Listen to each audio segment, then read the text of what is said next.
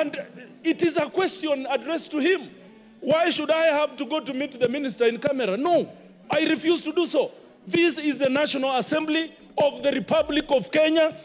Honorable Speaker, we have asked the chairman to produce the people that were purportedly recruited in Bumula constituency. It is period. We have honorable members who are also have the same problem, Honorable Speaker. My next problem, Madam Speaker, is that we just move forward like that. How?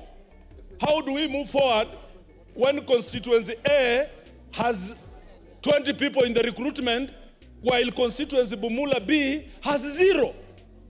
Continually, Bumula is disenfranchised. We cannot proceed like that, Honorable Speaker. And that is why we are saying we will not go to see the minister. The chair has to give the names of those people that were recruited in this house. This question was asked in this house, Honorable Speaker.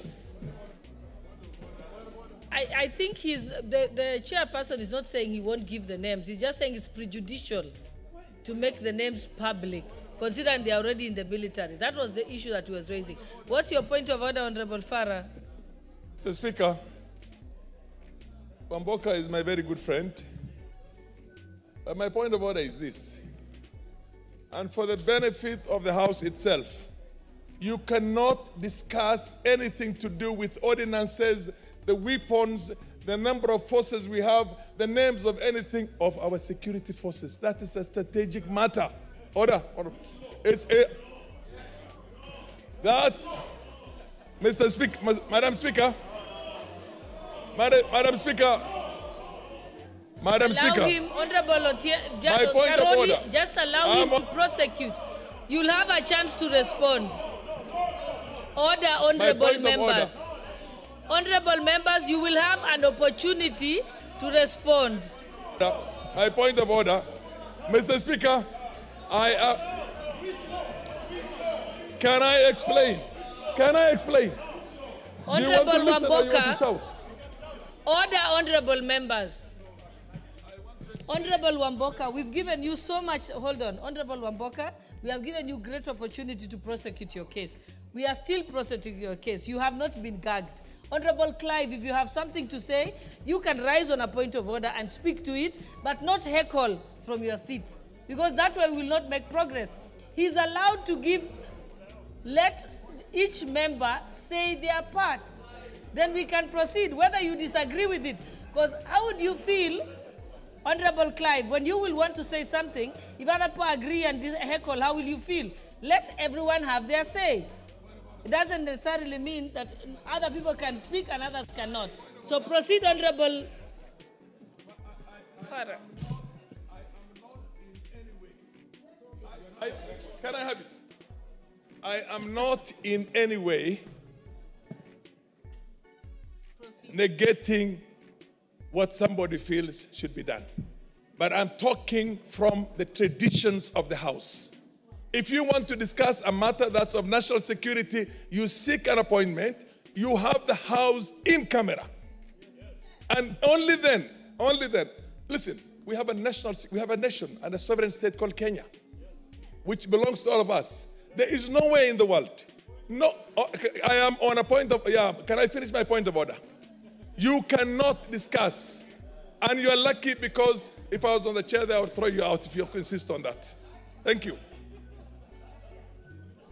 Honorable Chairperson of the committee, because that's the person who the question was directed at. Proceed. Honorable Elachi, stand down. No, I'm not giving you an opportunity. I have listened to members. I have given this position to the chairperson. Let's end it there. I want to promise that I will invite all the members that have issues with the recruitment before the committee. It will be held in camera, like has been said by the Deputy Speaker, and I think all the issues that you've raised will be dealt with at that point.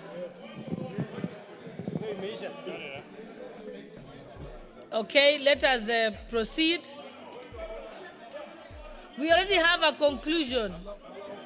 Yes, it's... Honorable Karoli, what did you want to say? I know you had your hand up earlier. Madam Speaker, thank you very much for the opportunity.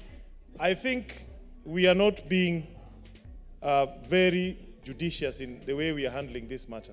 We are dealing with recruitment. We are not dealing with military operations. We are dealing with a process that is guaranteed under Article 10, our national values of transparency and accountability.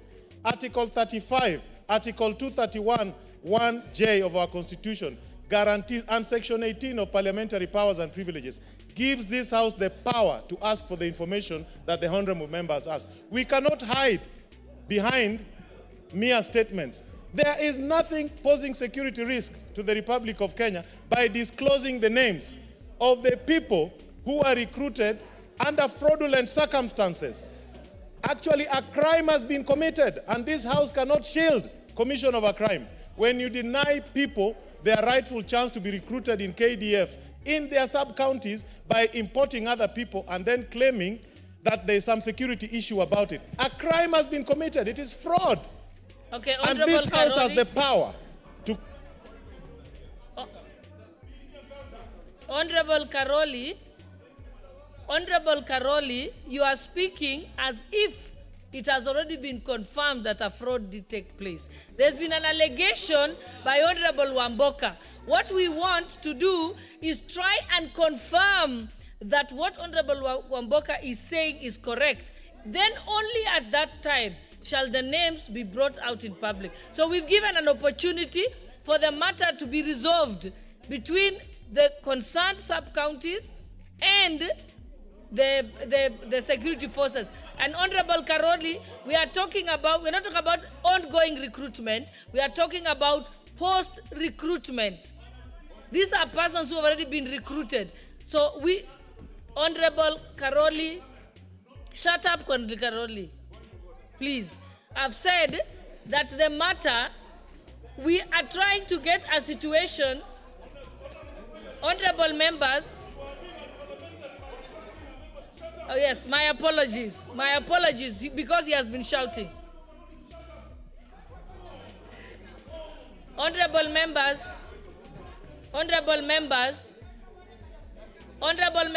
we are working towards a resolution which will allow the names to come to the House. We are not directly allowing the names now until some preliminary investigations and gathering of information has happened. And Honorable Karoli, you were speaking even when I hadn't given you the mic. So you were out of order. That's why I could use that language on you. So let us proceed. Honorable Wamboka, your matter is under investigation. We have not closed the matter. It will come back to the House. So even now, if we proceed to discuss it, we are only speculating. Can we get an opportunity when actual facts, absent of speculations, can be brought to the House? And I will rule that this matter shall be brought back to the House after further consultations with the committee. That is the end of this matter. Let's move to the next order. I think there was a statement, an answer to the statement by that came from Honorable Titus Lotte. What is your point of order? I didn't know you have a point of order. Honorable Omola Otiende, don't be angry. You don't have to get upset. I didn't know it was a point of order. I thought you were part of the heckling. Okay, proceed with your point of order. Thank you, Madam Speaker. Madam Speaker, I respect your ruling and guidance.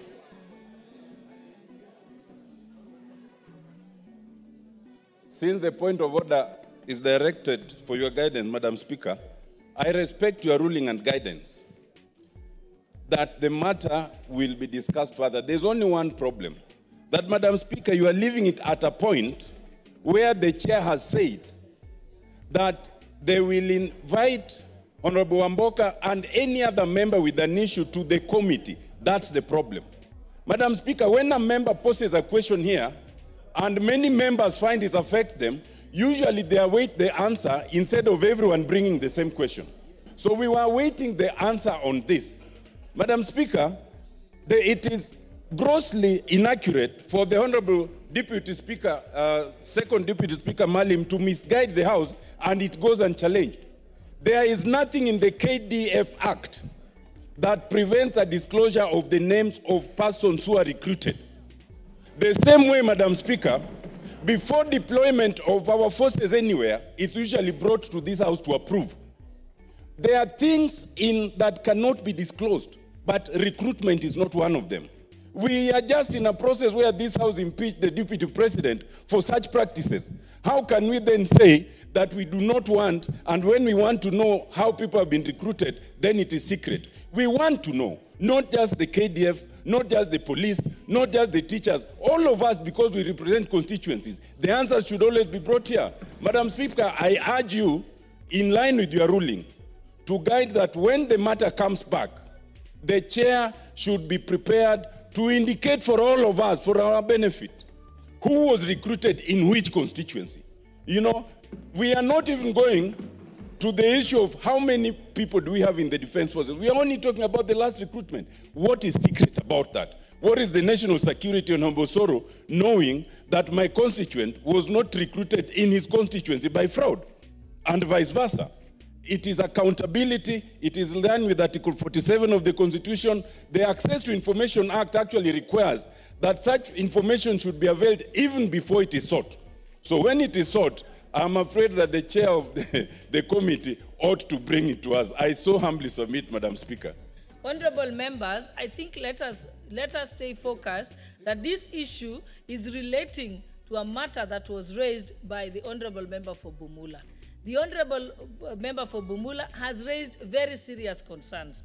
We have said, let us find a methodology that is easy and efficient for him to get his answer accurately. That's why we are going in this direction. And we have said, we are not closing the matter. The matter shall be reported back to the House at the appropriate time. So we are not closing it. So right now, yes, that's now a valid question. What are the timelines? So the Honorable Chairperson for the Departmental Committee for Defense should tell us when can you, and I think if other sub-counties have an issue with it, that can be raised at a later date by those particular sub-counties. Let us start with Bumula constituency. If in the event that we find that Bumula constituency had challenges, when the chairperson reports, then we can now go step by step to other sub-counties. But let us confirm that there is in fact a problem. Then we can now deal with how to deal with a larger policy situation in this. So that way we will have a better chance of being able to go to a resolution rather than talk shop here and find no solution at the end of the day. So the only answer I will entertain on this point now is from the chairperson to tell us how long, so that there is a time frame, and you will come back to report to the House. Are you satisfied, Honorable Wamboka, with that? When? Yes. Yes, timelines. Proceed. When we resume, Madam Speaker, if you will be adjourning on Thursday,